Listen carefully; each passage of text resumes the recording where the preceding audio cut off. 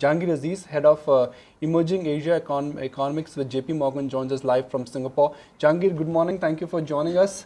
It's clear that it will not be a happy Diwali for Indian markets. Look, yeah, I mean, this was in the cards for quite some time. We had that brief September rally when all emerging markets went up when the previous non-farm payroll number came out.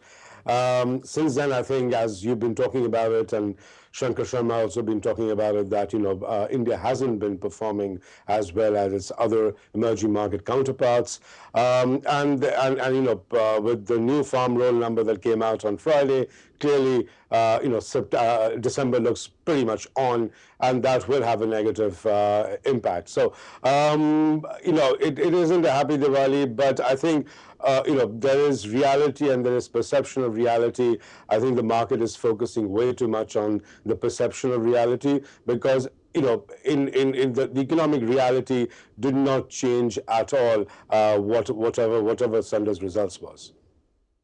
Jahangir, having said that, what about the other parameters? A lot of people were worrying that if indeed the loss will be very severe, which has now turned out to be, it puts a question mark on the reform process. The opposition, which was anyways very, very obstructionist, if you will, in the parliament will get more teeth. A lot of regional parties will get foothold, and therefore that delays the reform process completely. Are these talks on the ball?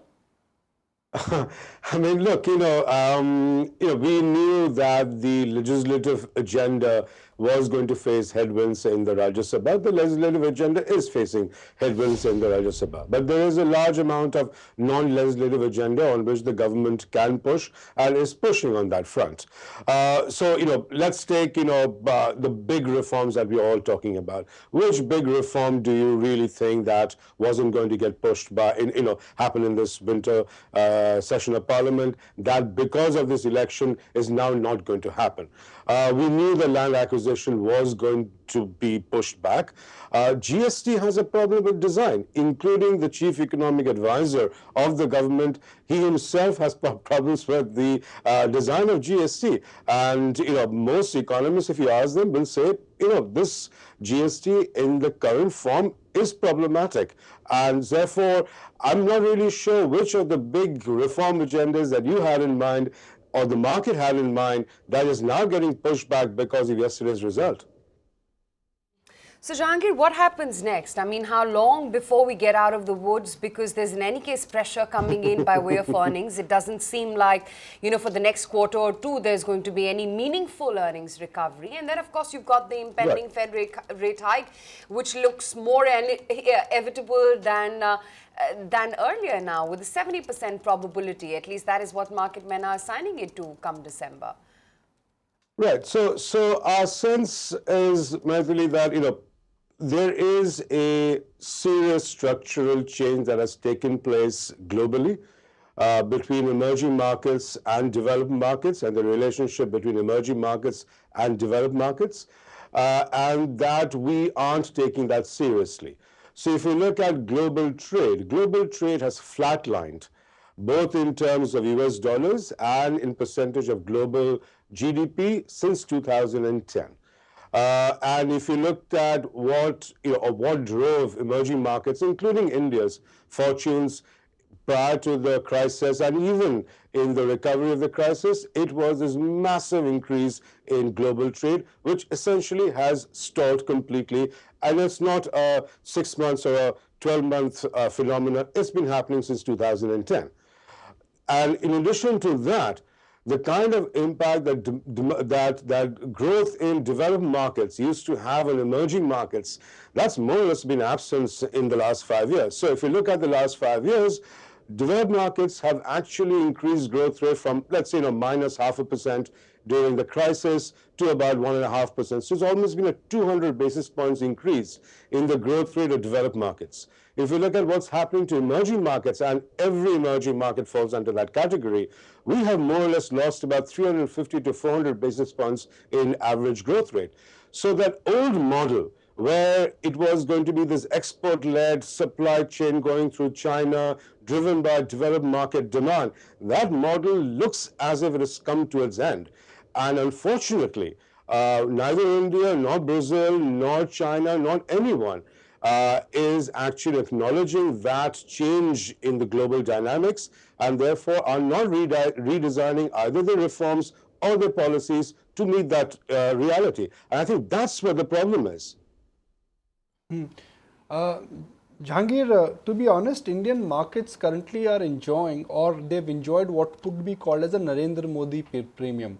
The general opinion is that we've got a new mandate which we got about 18 months ago, and Indian markets, they deserve to trade at a premium. But do you think, given the way how things have moved in last 18 months, that Narendra Modi premium could fade away? Look, clearly, if you look at the equity market performance post-2014, it did jump on the expectation that this new government with this new mandate would come and change things for India. And if you look at fixed income markets went back and looked at the promise of continued macroeconomic stability, and they said, we like India. The fixed income market has remained pretty loyal to India. I mean, that's where the flows have come in. It's the equity markets that's been disappointed, and clearly the disappointment has been on the growth front. The weak earnings, everything else, and the lack of visibility of demand, all of that plays into it. I think I'm going to go back to the previous argument. I think, it is not a question of that whether or not a government should reform or it has reform ideas but has been pushed back by the opposition or bad political arithmetic. I really think that the question is, what reforms are we actually trying to do at this point in time? And my sense is that we as a community, the emerging market world, I don't think have come down to a introspection of what has gone wrong over the last 5 years. It isn't that, India hasn't reformed, or China hasn't reformed, or Brazil hasn't reformed. Those are all true. But I think there is much more at play, and we are not addressing that. And so the question of, if there was a reform hope and the reform didn't come through, my point is that in a world in which there is so much excess capacity globally, there is no visibility of demand anywhere. You saw yesterday, last week's PPI number coming out of China, 44 straight months of deflation. We really need to look back and see what has changed in this 5 years, and I think that's not what we're doing. Fair point, Jahangir. Always lovely to catch up with you. Thanks so much for taking time out. Find us on Facebook at facebook.com/ETNow, and don't forget to click the like button. You can also follow us on Twitter at ETNowLive. To stay updated with all our programming, hit the subscribe button on our YouTube channel by logging on to youtube.com/user/ETNow.